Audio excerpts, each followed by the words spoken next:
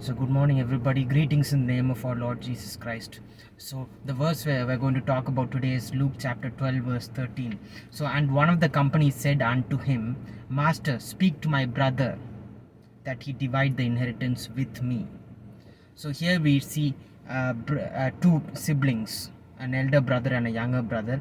This is possibly the younger brother coming up to Jesus and saying, Speak to my brother that he divide the inheritance with me. So in Jewish tradition, normally the elder brother gets slightly more inheritance than the younger brother, almost sometimes even double. But whether that was correct or wrong, that's not ours to comment upon. But that was how the tradition used to be. That may not be the right thing to do, but that was how the tradition used to be. And now this man is coming and asking Jesus, speak to my brother that you may divide the inheritance among or with me. And he said unto me, Man, who made me a judge or a divider over you? So Jesus asks you, who made me a divider amongst you?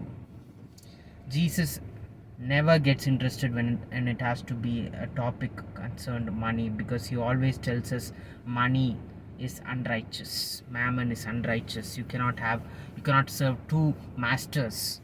You can either serve God or you can serve mammon. So Jesus said, who made you, who made me a divider amongst you? So Jesus normally says, I do not judge, but when I judge, I give righteous judgment. But this is something he's not even interested in judging, because it has something to do with money, property, this erasable inheritance which will leave us once we leave this world. So, and he tells them, Take heed and beware of covetousness, for a man's life consisteth not in the abundance of the things which he possesseth. All Jesus could advise, he says, I am advising you that beware or be aware or be cautious of covetousness. Covetousness is wanting more and more of earthly materials or wealthy possessions, because that spirit is a very evil spirit, and your life, your value of your life does not consist of your abundance of earthly things. He gives such wise advice to this possibly younger brother. So the person who approached Jesus was probably a younger brother, like I said.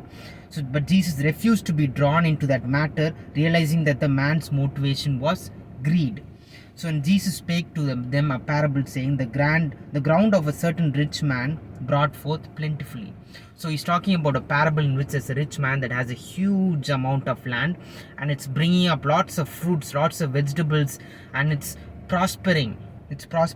And he thought within himself, what shall I do, because I have no room to store all these fruits. He's having too much of abundance of fruits and vegetables and crops, and he doesn't have enough of a storeroom to keep all of that. So, and he said, this will I do. I will pull down my barns and I will build greater. There will I bestow all my fruits and my goods.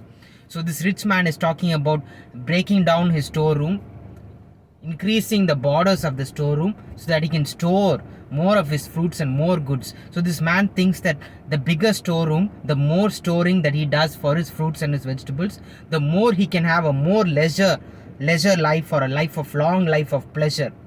Because this rich man wants to hoard everything for himself. He is not talking about distributing the fruits and the vegetables to the poor, or to split it among his siblings, or to split it among other families. He just wants to hoard everything and keep it to himself. Look how he says, I will bestow all my fruits and my goods, and I will build a greater storeroom. So, and I will then he thought that this was an effective strategy for a long life. Then I will say to my soul, that rich man is saying, soul, thou hast much goods laid up for many years. Take thine ease, eat, drink, and be merry. So that is the mentality that most of the time we have. We feel like we need to save so much of money, so much of wealth, and so much of property, just so that we can kick back and relax, not worrying about our neighbor who's suffering from disease, or neighbor who's suffering from poverty, or neighbor who doesn't have a shelter. But God said unto him, Thou fool, this night thy soul shall be required of thee. Meaning, you have to return your soul to me, says God, this night, tonight. You rich man, the man who thinks that he has all the crops and fruits and vegetables and all that huge amount of land and storeroom, your soul is required of me this night. God is asking that man. So Ecclesiastes says, spirit shall return unto God who gave it. So our body will become dust and go to the ground, but our spirit shall return unto God who gave it. It doesn't matter if you're a Hindu or a Muslim or a Christian or a Sikh or an atheist, your soul belongs to God. Whatsoever you reap on this earth, that's what you'll get in the afterlife. And your soul is going to go straight up to God to go for judgment. When God asks of your soul, you have to give it up to Him. It doesn't matter whether it's due to COVID-19 or whether it's not due to COVID-19. The time is coming soon, as we are in the end times, and we will soon lose our lives. We might lose our lives before our father. We might even lose our lives even before our grandfather. That's how this pandemic is taking lives. But the message that Jesus gives is, don't make me a divider among you and your siblings based on this unrighteous mammon. Jesus has better work than that to do.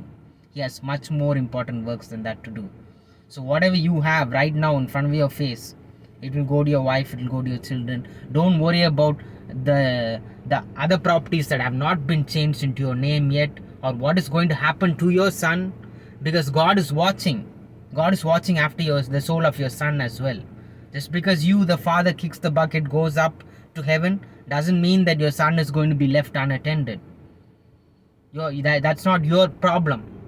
Your problem is not to always seek to divide based upon money, wealth, always thinking about wealth. Based on this pandemic, in a family of 4, it will become 2 soon. In a family of 2, it will become 1 soon. Anyone can die any moment. Anyone can die any moment. We are not to worry about what will happen future. Oh, will my uncle cause injustice to my son? Or will my dad cause injustice to my wife?